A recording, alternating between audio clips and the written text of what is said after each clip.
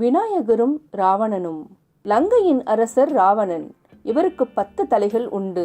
ராவணன் ஒரு வலிமை மிக்க அரசர், ஆனால் இரக்கமற்றவர். இவர் சிவபெருமானின் மிகச்சிறந்த பக்தர் ஆவார். தினமும் சிவபெருமானை பக்தியுடன் வழிபடுவார். ஓம் நமச்சிவாய என்று உச்சரிக்க ஆரம்பித்தார். ராவணன் அவருடைய அரண்மனையில், நான் இந்த மூவுலகிற்கும் அரசராக வேண்டும், இதற்காக நான் சிவபெருமானை வழிபட வேண்டும். சிவனை நினைத்து வழிபட மலை உச்சிக்கு சென்றார். ஒற்றை காலில் மிக நீண்ட நேரம் நின்று தவம் செய்ய ஆரம்பித்தார். ஓம் நமச்சிவாய என்று உச்சரிக்க ஆரம்பித்தார். மாதங்கள் பல கடந்தன. ஆனால் சிவபெருமான் ராவணன் முன் தோன்றவில்லை. என்னுடைய தவத்தால் சிவபெருமான் மகிழ்ச்சி அடையவில்லை. என்னுடைய பிரார்த்தனையையும் ஏற்றுக்கொள்ளவில்லை. ஆதலால் என்னை நான் தங்களுக்கு அர்ப்பணிக்கப் போகின்றேன். தன்னிடம் இருந்த ஒரு வாளை எடுத்து அவருடைய தலைகளுள் ஒன்றை வெட்டினார். இறைவா, தங்களுக்கு நான் ஒரு தலையை அர்ப்பணித்து விட்டேன். ஆனாலும் தங்களுக்கு என்னுடைய தவத்தால் மகிழ்ச்சி கொள்ளவில்லை. ஆதலால் நான் என்னை முழு மனதுடன் உங்களுக்கு என் உயிரை தருகிறேன் என்று ஒரு தலையாக 9 தலைகளையும் தனது வாளால் வெட்டினார்.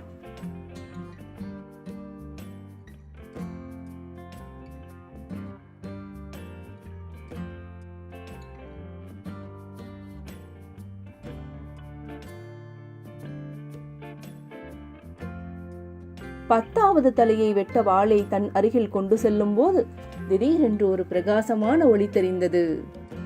ராவணன் முன் சிவபெருமான் தோன்றினார். ராவணா, சற்று பொறுங்கள். உங்கள் உயிரை தியாகம் செய்ய வேண்டிய அவசியம் இல்லை. உங்களுடைய தவத்தால் நான் மிக்க மகிழ்ச்சி அடைந்தேன். அது மட்டுமல்லாமல் உங்களுடைய பக்தியால் நான் ஈர்க்கப்பட்டேன். நீங்கள் பலியிட்ட இந்த 9 தலைகளும் உங்களுக்கே வந்து சேரும். அடுத்த நொடியே ராவணனின் 10 தலையுடன் காணப்பட்டான். ராவணன் தன்னை பலமிக்கவனாகவும் சக்தியும் நிறைந்ததாக கண்டான். மிக்க மகிழ்ச்சி அடைந்தான். அவன் சிவபெருமானிடம் மண்டியிட்டு நன்றி செலுத்தினான். சிவபெருமான் ராவணனை பார்த்து, ராவணா, உன் தவத்தைக் கண்டு நான் மெச்சினேன்.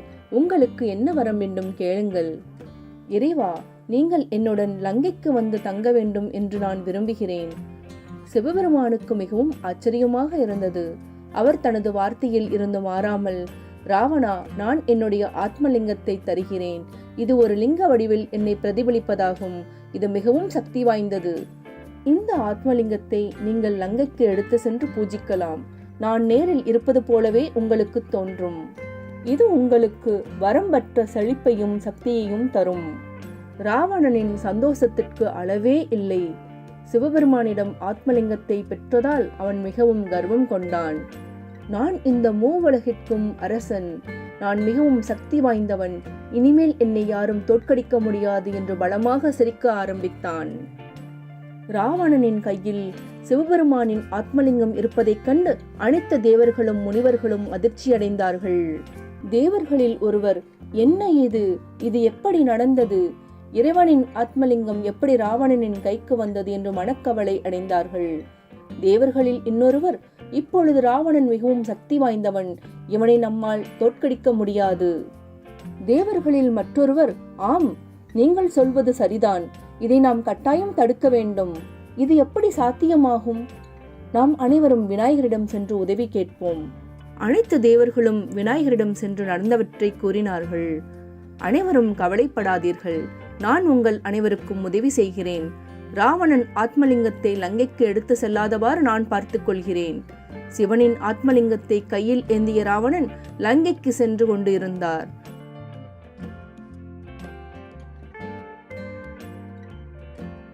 விநாயகர் அமைதியாக அவரை பின்தொடர்ந்தார். ராவணன் நடந்து சென்று கொண்டு இருந்தார். மாலை நேரம் ஆனதால் ராவணன் சந்தியா வந்தன பூஜை செய்ய வேண்டிய நேரம் வந்தது. கடலுக்கு அருகில் வந்தார்.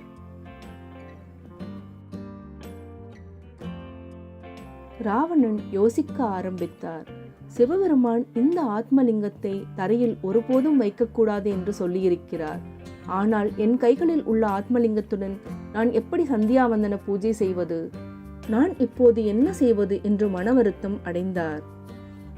இதுதான் சரியான நேரம் என்று விநாயகர் ராவணனின் அருகில் செல்லத் தொடங்கினார். அதற்கு முன் தன்னுடைய உருவத்தை பால விநாயகராக மாற்றினார். ராவணனை நோக்கி விநாயகர் சென்றார். ராவணனுக்கு ஒரு பாலகன் நம் அருகில் வருவதை பார்த்ததும் மிகவும் மகிழ்ச்சி அடைந்தார்.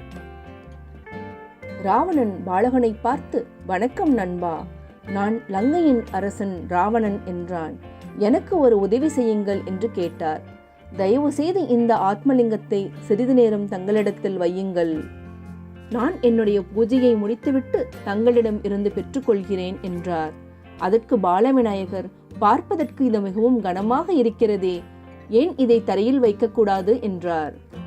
அதற்கு ராவணன், இந்த ஆத்மலிங்கத்தை தரையில் வைக்கக்கூடாது, இது மிகவும் சக்தி வாய்ந்தது என்றார். பாலவிநாயகனை பார்த்து, தயவு செய்து நான் பூஜை முடிந்து திரும்பி வரும் வரை இந்த ஆத்மலிங்கத்தை தங்களது கையில் வைத்து இருக்குமாறு கேட்டார். நான் கையில் வைத்து இருக்கிறேன் என்று ஒப்புக்கொண்டார். ஆனால் என்னால் கனமாக இருப்பதை சிறிது நேரம் பிடிக்க முடியாமல் போனால் என்ன செய்வது என்று கேட்டார். கவலைப்படாதே நண்பா, நான் சீக்கிரம் வந்து விடுகிறேன். ராவணன் பாலவிநாயகரிடம் ஆத்மலிங்கத்தை கொடுத்தார். நான் பத்திரமாக பிடித்துக் கொள்கிறேன். ஆனால் இந்த ஆத்மலிங்கத்தை என்னால் அதிக நேரம் சமாளிக்க முடியாமல் போனால் நான் உங்களை 3 முறை அழைக்கிறேன். நீங்கள் உடனே வரவில்லை என்றால் நான் தரையில் வைத்து விடுவேன் என்றார். சரி என்று சொல்லிவிட்டு பிரார்த்தனை செய்ய கடலுக்குள் சென்றார். ராவணன் கடலுக்குள் சென்று சந்தியா வந்தன பூஜை செய்தார்.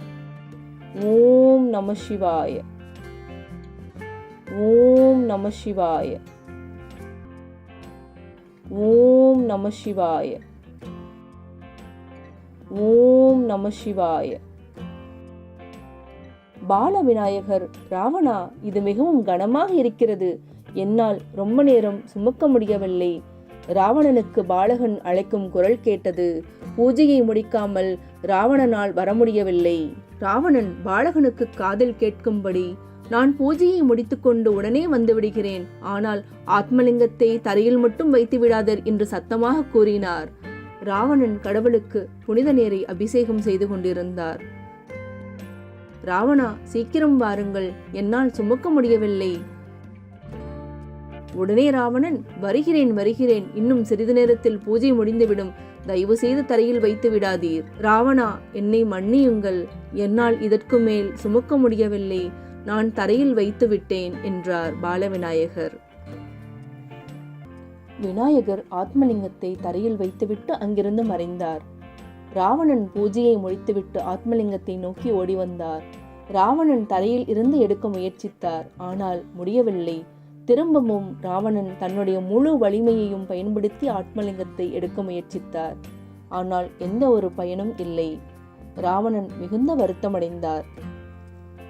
ராவணன் ஆத்மலிங்கத்தை திரும்பவும் பெறுவது அவ்வளவு எளிதான காரியம் அல்ல. ஆனால் விநாயகர் தனது புத்திசாலித்தனத்துடன் பணியை முடித்தார். அனைத்து தேவர்களும் மகிழ்ச்சியாக இருந்தனர். அவர்கள் விநாயகருக்கு நன்றி தெரிவித்தார்கள். விநாயகர் உலகத்தை வலிமைமிக்க ராவணனிடமிருந்து காப்பாற்றிவிட்டார். விநாயகரின் பக்தர்கள் அவரை விக்னஹர்த்தா என்று அழைப்பார்கள். ஏனென்றால் விநாயகர் அனைத்து தடைகளில் இருந்தும் சிரமங்களிலிருந்தும் அவரால் மீட்க முடியும் என்று பக்தர்கள் இன்றும் நம்புகிறார்கள். ஓம் மகா கணபதியே போற்றி, ஓம் மகா கணபதியே போற்றி, ஓம் மகா கணபதியே போற்றி. Ganesha and Ravana. Ravana, the 10-headed king of Lanka, was a mighty and ruthless king. He was a great devotee of Lord Shiva. He used to worship Lord Shiva every day. Om Namah Shivaya, Om Namah Shivaya, Om Namah Shivaya. I want to become the king of the 3 worlds. For this I have to make Lord Shiva happy. Ravana went on a mountain and began praying. He meditated for a very long time, standing on one foot. Om Namah Shivaya, Om Namah Shivaya, Om Namah Shivaya, Om Namah Shivaya. Months passed But there was no response from Lord Shiva. Lord Shiva is not still impressed by my prayers. I think I will have to make a sacrifice to impress Lord Shiva.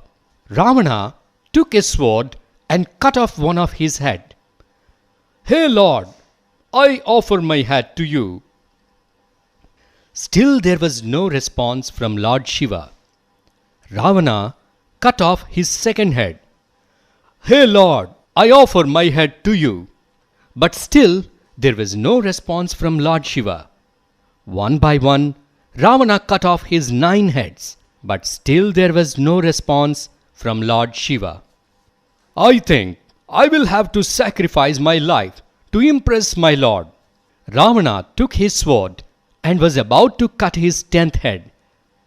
Suddenly there was a sparkling light, and Lord Shiva appeared. Wait, Ravana, do not sacrifice your life. I am impressed by your devotion. I bless you with mighty strength and power. The 9 heads which you sacrificed shall also be restored to you. The next moment, all the heads were restored, and Ravana found himself filled with strength and power. Ravana was happy, and he bowed and prayed to Lord Shiva. Ravana, I am pleased by your devotion. You can ask for a boon. Hey Lord, I want you to come with me and stay in Lanka. Lord Shiva was surprised, but since he had given his word, he said, Ravana, I will give you my Atmalinga. This is a reflection of myself in the form of a linga, and hence it is extremely powerful. You may carry it to Lanka and worship it. It is as good as my being there in person. It will bring you unlimited power and prosperity. Ravana was happy, and he bowed and prayed to Lord Shiva. But Ravana, remember, do not put this Atmalinga on the ground even for a moment. Once you put it on the ground, you cannot get it back.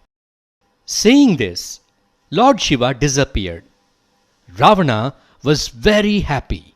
Ha ha ha ha ha! Now I am very powerful. I am the king of the 3 worlds. No one can defeat me. Ha ha ha ha! The gods were shocked to see Lord Shiva's Atmalinga in Ravana's hands. What is this? How did this happen? How did he get the Atmalinga? Ravana has become more powerful now. We have to do something to stop this. We have to take the Atmalinga back from him. But how? We should ask Ganesha for help. All the gods went to meet Ganesha. They told everything to Ganesha. Do not worry. I will make sure that Ravana does not take the linga with him to Lanka. Ravana was on his way to Lanka carrying Shiva's Atmalinga in his hands. Ganesha quietly followed him. Ravana kept walking. He came near the sea. By then it was evening. It was time for Ravana to perform his Sandhya Vandana, the evening prayers. Lord Shiva has instructed that the linga should not touch the ground. But how will I perform my evening prayers with the Atmalinga in my hands? What should I do now? He stood there thinking. Ganesha, who was following Ravana, was waiting for a chance. I think this is the right time to make my move. Ganesha turned himself into a young boy. He walked towards Ravana. Ravana was happy to see the boy coming towards him. Hello, my dear friend. I am Ravana, the king of Lanka. Can you hold this in your hands for some time? I want to perform my prayers. It appears to be very heavy. Why don't you keep it on the ground? No, I cannot do that. It should not be kept on the ground. Please hold it in your hands till I return. Okay, I will hold it. But what if it is too heavy for me. Don't worry, I will return soon. Ravana gave the linga to the boy. I will hold it, but if it starts feeling heavy, then I'll call your name 3 times. If you don't come immediately, then I'll keep it on the ground. Okay. Ravana walked into the sea and started performing his evening puja. Om Namah Shivaya. Om Namah Shivaya. Om Namah Shivaya. Om Namah Shivaya. Ravana, it is too heavy. Ravana heard the boy calling him, but he could not return without completing his puja. I will be back soon. Whatever happens, do not keep it on the ground. While Ravana was offering holy water to the gods. Ravana, please come fast. It's too heavy for me. I'm coming. Please hold it for some more time. Ravana, it's too heavy for me. I cannot hold it anymore. I am keeping it on the ground. Ganesha kept the linga on the ground and disappeared. Ravana finished his prayer and ran towards the linga. Shiva's Atmalinga was firm on the ground. Ravana tried to pick it up, but he could not. Ravana tried with all his strength, but still could not pick up the linga. Ravana was sad. It was not an easy task to take the linga back from Ravana, but Ganesha, with his cleverness, completed the task. All the gods were happy, and they thanked Ganesha. Ganesha had saved the world from the mighty Ravana. The devotees of Ganesha call him as Vignaharta because they believe that Ganesha can rescue them from all the obstacles and difficulties.